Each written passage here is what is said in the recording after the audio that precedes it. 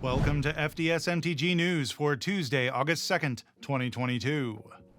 The secret layer Astrology land for Leo was revealed on the weekly stream, and here it is, a Sphinx on a plains for what is traditionally known as the astrological sign of a lion, at least in modern pop culture. And I've seen mountains with less red on it. I mean, this was an easy one. Pop a lion on a plains and call it good. Lions are traditionally white creatures in Magic to begin with. Are they trying to avoid the obvious with these? I mean, we just had a crab on a plains for Cancer. By the way, in Magic, a Sphinx is an iconic blue creature. Do they just have a thing against islands? Okay, I get it. There is evidence that the astrological sign of Leo inspired the Great Sphinx at Giza. That's great, and might also explain the use of the plains instead of something else, because when I think of Giza, island, swamp, mountain, and forest don't really pop to the forefront. And while I appreciate this little nod to an historical fact, I think they didn't really think out the optics of this, especially for a game that has a fan base with a large portion who like to go, well, actually, way too freaking much. The announcement for Magic 30 tickets and pricing has been delayed. In the original announcement article, Wizards stated that the ticket packages and pricing would go on sale in July. On Thursday, July 28th, the Magic Esports Twitter posted that they needed a little more time before they could make that announcement. As of recording, they have not made any further statement. And this right here is what the situation is as of editing of this video. If things have changed since editing, I'm sure the information will be on the Twitter account linked below. Look, I'm only one man.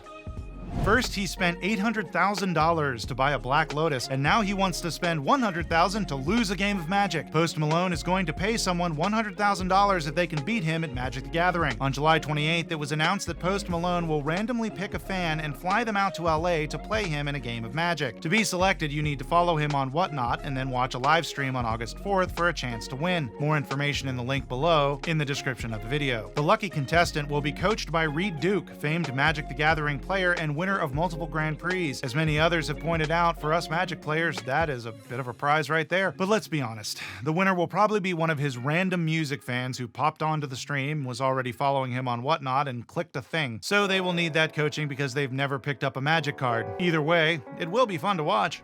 Wizards is setting up a video game studio. On July 26th, Wizards put out a press release stating that they had hired Christian Daly as vice president and head of studio for Skeleton Key, a new video game studio based in Austin, Texas. While the press release was titled Wizards of the Coast announces new studio Skeleton Key, it really was just a resume of Christian Daly, who worked at BioWare, Electronic Arts, Blizzards, all your standard video game hits. Other than the boilerplate quotes of, "We are excited to be working toward blah blah blah," there isn't really much in the release to give us any idea what this studio will be working on. So does this mean that with all the extra cash they've been rolling in because of Magic, that we'll be getting new and exciting video games about Magic lore and stories? Nah, it probably means they will start pumping out Dungeons & Dragons mobile games again.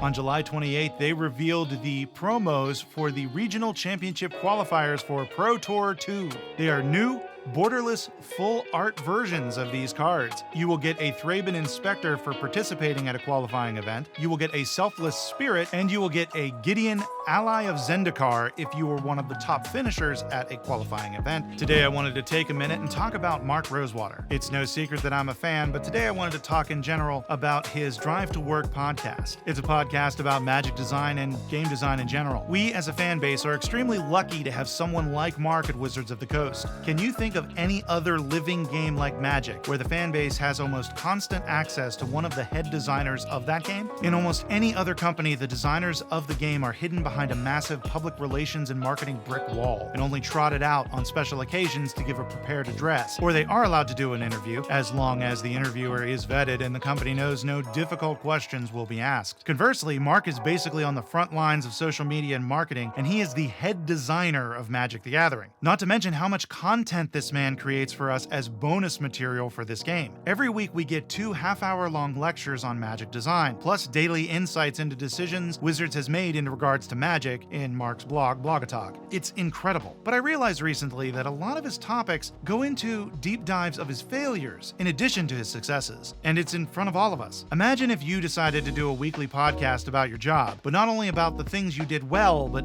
also your failures. Setting aside for a moment that for many of us a podcast about pulling Salesforce reports or cleaning the front end would be not great content, think about how you would have to face your mistakes often and in great detail in front of a massive audience who is quite outspoken. Every week he puts out the good and the bad so we can all take a look at it and learn from it. I don't know about you, but I would find it difficult to revisit all of my failures as often as this in front of everybody for their open critique. Mark even has a whole series called Lessons Learned, where he revisits recently released sets and discusses what they learned about what went wrong with the set. And he does this for every set. I think that is something we can learn from. Maybe we all should revisit our failures from time to time to see what we can learn from them. I just hope he gets a nice paycheck for doing all this extra PR for Wizards while also being the head designer of 70 to 80% of their revenue. If you haven't listened to the Drive to Work podcast, I highly recommend it. Whether you are a Magic fan or if you're interested even remotely in game design, it's a fantastic resource. Go check it out. That about does it for today. Like, subscribe, follow me on TikTok and Twitter, check out my merch down below, and yeah, click on stuff. Now we get another Plains with a Sphinx, which, by the way, historically in Magic is in the original announcement article, Wizards stated that the announcement for Magic 30 tickets and pricing will... First, he spent $800,000 to buy a Black Lotus, and now... Lotus? The lucky contest... Mouth did something weird there. Wizards is steading? So does this mean that with all that extra cash they've been rolling in because of Magic, and... So does this mean... Yes, that's really what that announcement probably means is nothing. On July 28th, they released the promos for the Legion? The Legion Championship qualifying. Wrong. On July 28th, they revealed. Every week we get an hour-long lecture. They also do deep dives into his failures and discusses what they learned about what they went.